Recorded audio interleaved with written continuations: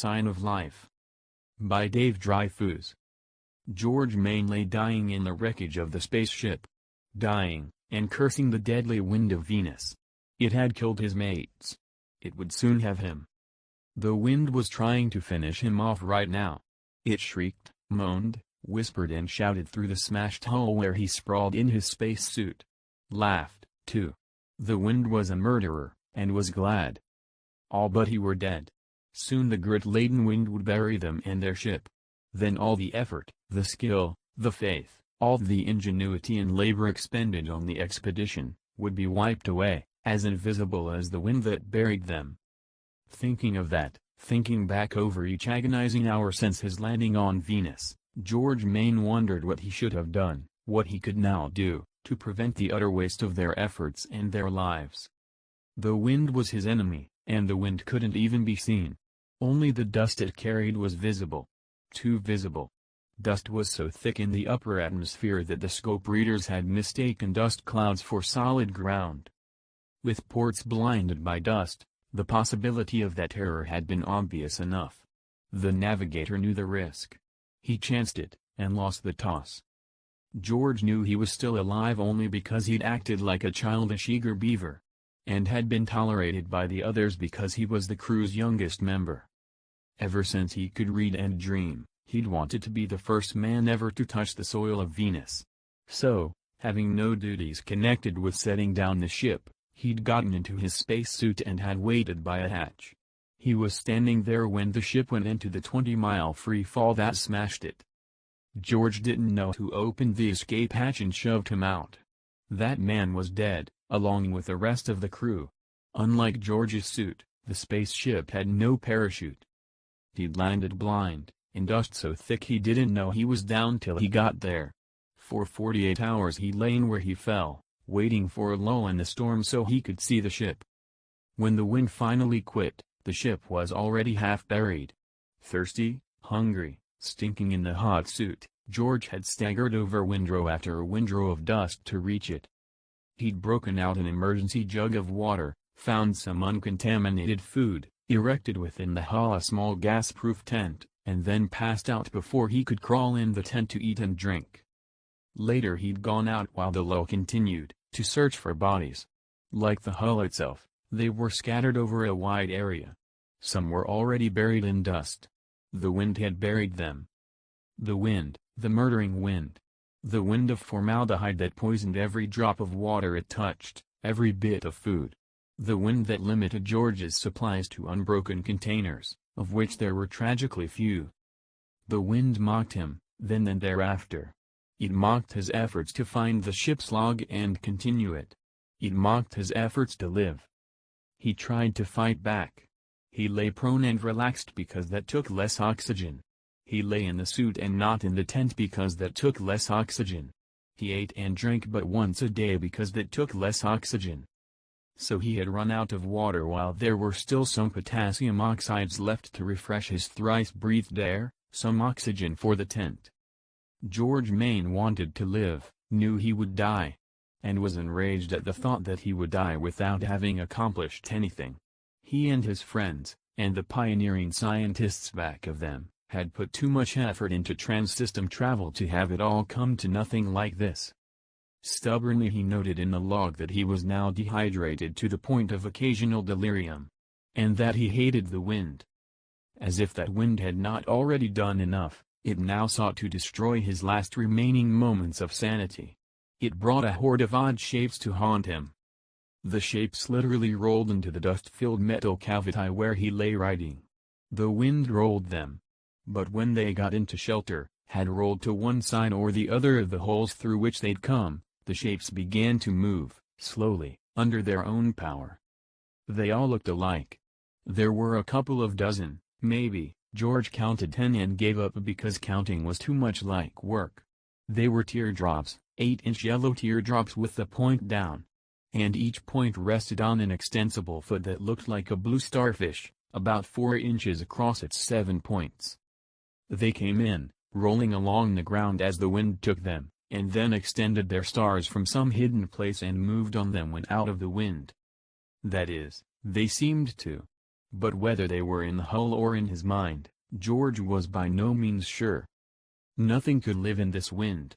Nothing could live on a planet with no water, where the air was full of formaldehyde ready to react with proteins, the basis of life. He lay motionless, watching idly. There was no sound but the wind. The yellow teardrops scattered out. They could have been exploring, or seeking shelter, or non-existent. When he got tired of watching them, George put the log aside and slept. He awoke to find a small congregation of teardrops surrounding the watch strapped outside the suit on his left wrist.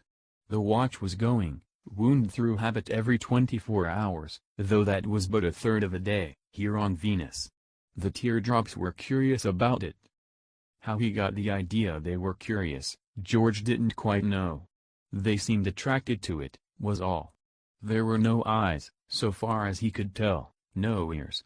If these things had senses, they were not like terrestrial senses. But the teardrops did have an attitude of attention. George removed his watch, laid it before them. 2 teardrops detached themselves from the group to examine his right hand, with which he'd slipped off the wristband. 3 others perched on the dust-covered deck, the watch between them and him. George flexed his right hand, twiddled his fingers. The teardrops seemed unafraid. He chose one and lifted it. It seemed light in weight. Its star foot was slightly prehensile, and grasped his glove with tiny claws arranged in rows on its bottom surface. The claws seemed for clinging, not for seizing. George put down the teardrop, turned it over, and found no opening anywhere on the surface.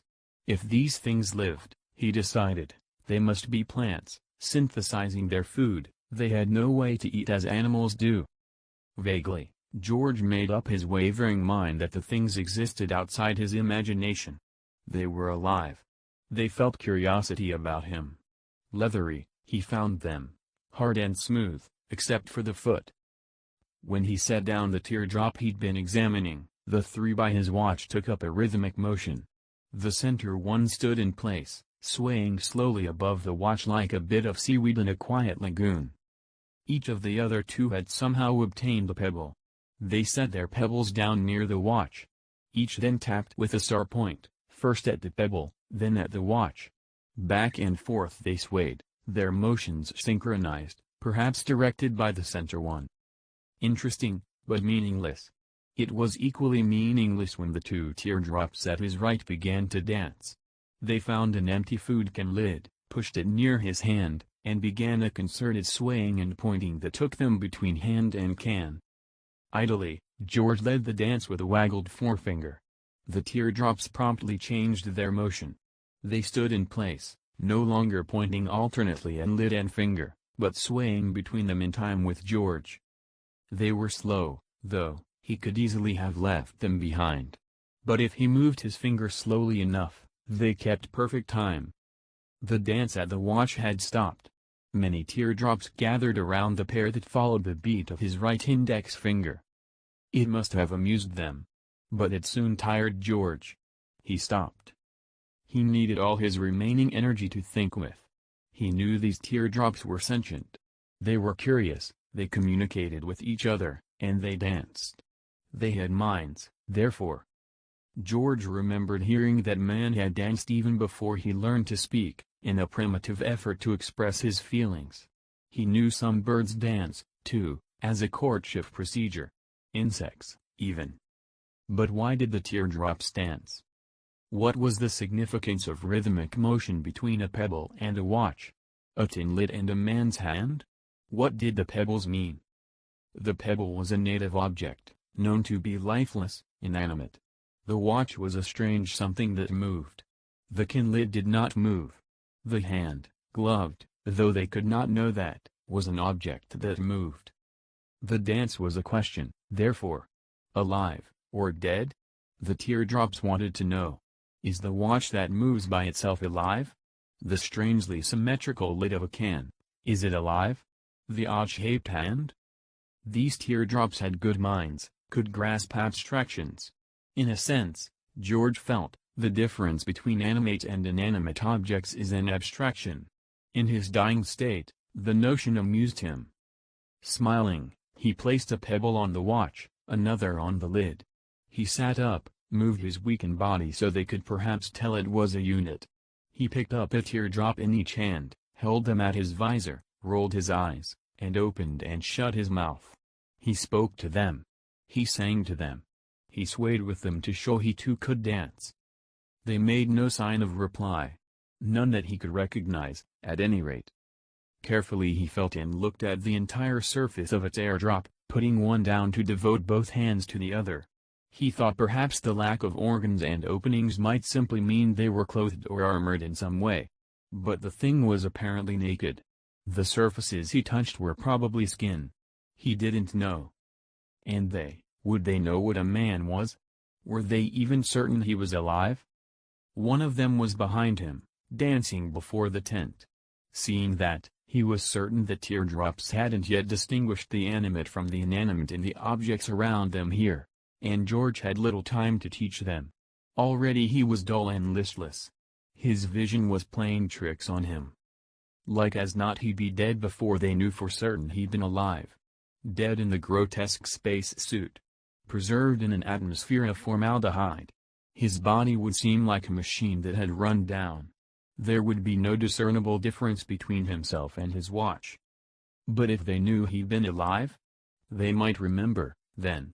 They were intelligent, could communicate with one another. By rights they should have some kind of legends or traditions or history. If they did, if they knew they'd seen alien life, they'd keep the memory alive. They'd recognize the next man to land on Venus, might find means to tell of this first expedition. Might lead a man to the buried spaceship, the bodies, the ship's log. At least they could defeat the wind. The teardrops could keep his life and the lives of his mates from going utterly to waste. Whether men ever found out or not, the teardrops themselves would know that the expedition had reached Venus. But first, George had to prove he was alive, like them, not some strangely mobile meteorite, nor oddly contrived machine. His very lack of strength, his real nearness to death, provided George with the means he sought. Already he was half anesthetized by weakness and shock. He didn't have to worry about pain. Holding his breath, he took off his helmet. He picked up a teardrop with each hand, held them to his hot cheeks. Then he let himself breathe. He knew the physical changes to follow would be obvious to the intelligent little dancers he held in his hands. He hoped they wouldn't get hurt when they fell. Hurt or not, they'd soon figure out he'd been alive, once he was dead.